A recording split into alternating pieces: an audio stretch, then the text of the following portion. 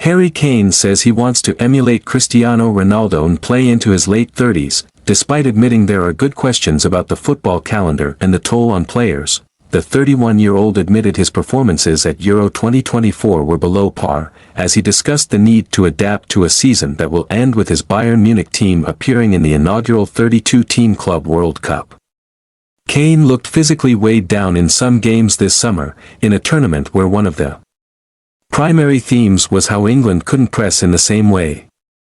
He evidently sees that as a temporary issue rather than something reflective of the modern game's demands, as he intends to emulate Ronaldo, who scored his 900th career goal aged 39 on Thursday. Cristiano is the benchmark, not only being one of the best footballers ever to play, but also the benchmark of how long you can play for at a higher level, Kane said. I think sometimes in football and maybe in sport in general, there's a perception that when you get to your 30s it's time to start slowing down, playing less games, and not playing to the high level, but like I've touched on before, the Ronaldos, the Lionel Messis, the Karim Benzemas, Robert Lewandowskis, all these guys had incredible careers in their 30s, and almost upped their level as they got into mid-30s, really reaching their peak. And Cristiano is just showing that every week, every time he plays, every time he scores, so from my point of view that's the aim. I want to play as long as possible for England, and I want to play as long as possible in football, and it's great to see other athletes in front of me. It shows that it's possible and, yeah, it's just about how you feel yourself.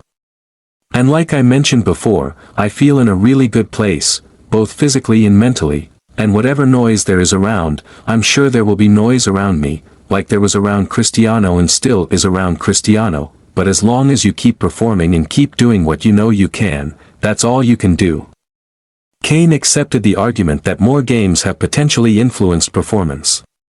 A FIFPro study on Thursday revealed that modern players are hitting close to 70 games for the first time in history. It is a good question, and it is a question which is getting asked more and more in terms of football and the scheduling and how many games we play. It will be even more difficult now with the Club World Cup, because we will pretty much be going all year round, back into the next season, leading into the next World Cup. You have to learn and adapt to the situations as you go along. No one really knows how that tournament is going to go, the Club World Cup. From a personal point of view, I will always try to adapt and learn from different occasions and different tournaments, always learning from my body to get into the best shape possible, but ultimately it is something players have to get used to, and I have had to get used to that over the years. Playing in the major tournaments. I will always try to get myself into the best possible shape for the summers. It is not always easy, as it is always at the end of a tough season, but that is the same for everyone.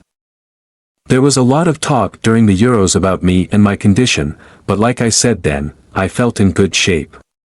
Did the games go the way I wanted? No, not really.